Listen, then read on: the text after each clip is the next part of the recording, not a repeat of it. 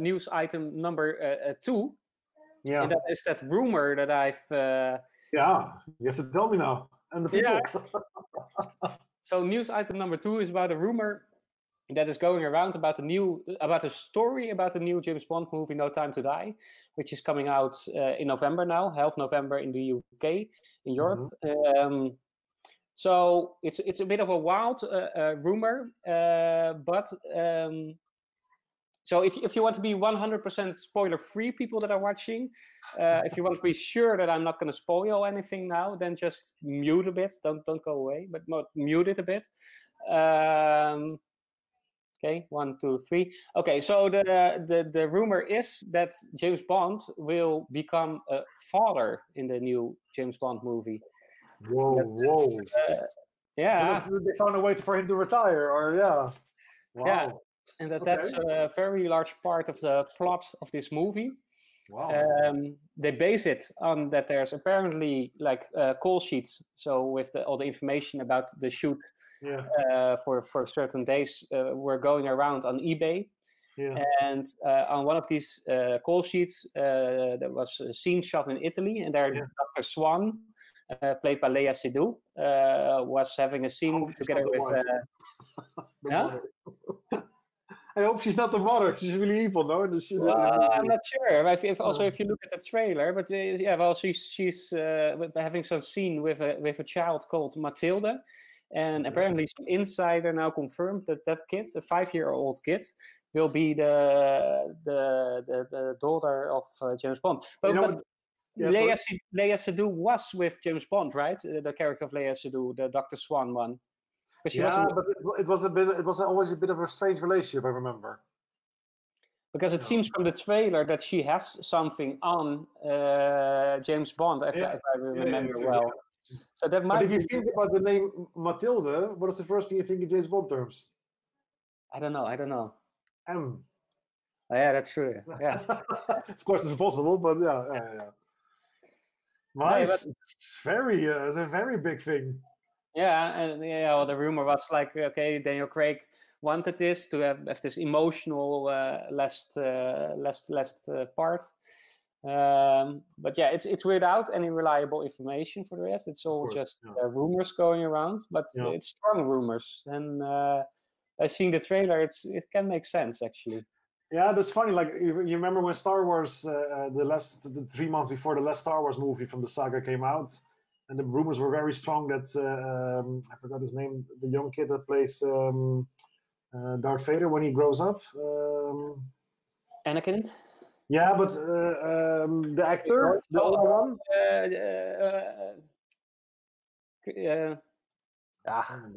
Hayden Christensen. Hayden Christensen, yeah, there was really strong rumors that he would appear. Yeah.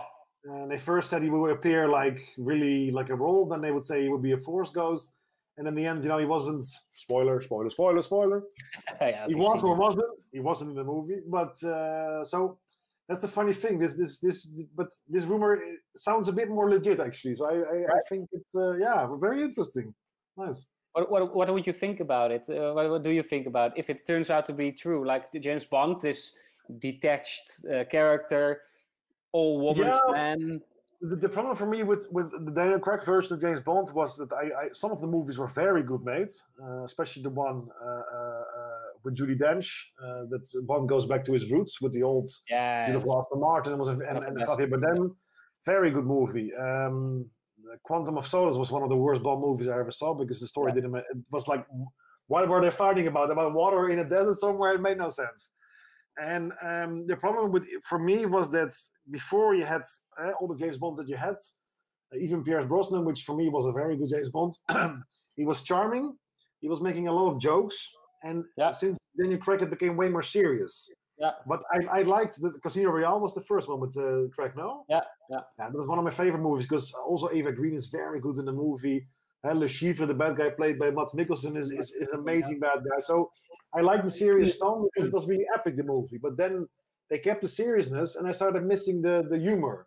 So they added it a bit back, of course, with the young Q, which is I like his character and also the actor. But if they now go back in a way that they do it more emotional, it's nice. James Bond is for so long. It doesn't always have to be the same. If you just take key ingredients, of course, you can play. I think they should play more around with it. You know, they can.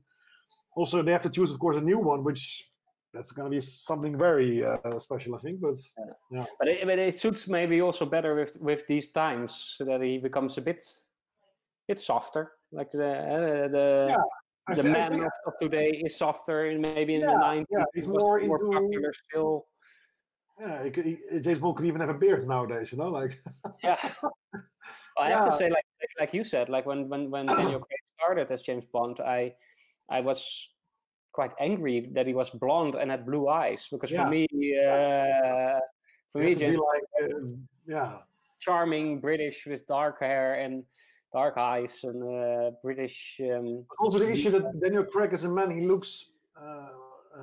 Unless you hear him talk, because he has a perfect, nice English accent, but he looks more Russian than English, you know? Yeah, true. Yeah, that's what German or Russian, or like more that side. And I had also a problem with that at the beginning, because you go from this super classy, handsome man like Pierce Brosnan before, and Roger Moore and Sean Connery, then to this really pumped up, not so good looking or different looking man. Different. Didn't he play a German in Munich? You saw Munich also, right? Yeah. Because I saw that movie before. I think he played the German, right? Yeah. I don't remember him so good in the movie. I remember the other movie with him, Defiance, I think, or when they Defiance, I think the movie's called, where he's a group of Polish Jews. I think they're hiding from the Germans in the forest for I think the whole war or something. And he was he's a good actor. Of course, but he proved himself to me. Like, I was skeptic. That's how I started my story. But by now, I think that he's a good James Bond. He's still for me different, but he plays the well. But I think it helped a lot in the movie with Judi Dench when he went back to his roots. That helped him, I think, to really establish his image again as James Bond. Yeah, that was a great movie. So James Bond being a father. Oh my God. Changing diapers? Oh no, she's already older, of course. But she's older, she's 5, But what do you think about it? Do you think that's a good decision, or do you think James Bond should always keep being this bit detached all woman's man? Let us know in the comments. We do this each week. If you like it, if you like what we talked about today, like this video. Do you want to hear us talking? Keep us here talking. Hit that subscribe button. Write in the comments also everything you like. We like to talk with you about movies. That's why we come together in the International Movie Friends. That's it for now. I say thank you. I say thank you, Koen. And see you next time. Adieu.